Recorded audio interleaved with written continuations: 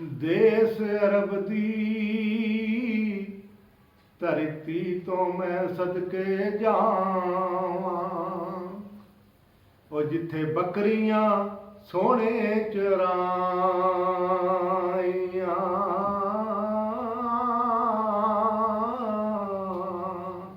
ਉਹ ਦੇਸ ਅਰਬ ਦੀ ਧਰਤੀ ਤੋਂ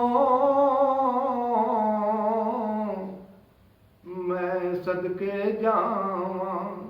ਤੇ ਜਿੱਥੇ ਬੱਕਰੀਆਂ ਸੋਹਣੇ ਚਰਾਈਆਂ,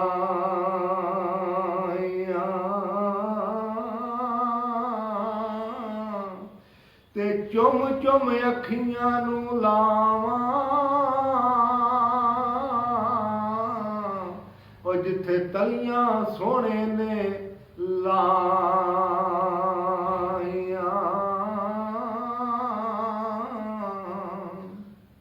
ਤੇ ਨਾਲ ਇਸ਼ਾਰੇ ਦੋ ਟੁਕੜੇ ਕੀਤਾ,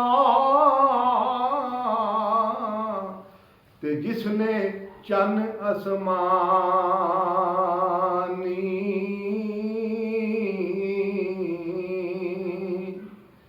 ਉਹ ਪੱਥਰਾਂ ਥੀ ਜਿਸ ਪੜਾਇਆ, ਕੋਈ ਕਲਮਾ ਜ਼ਿਕਰ ਜ਼ਬਾਨੀ।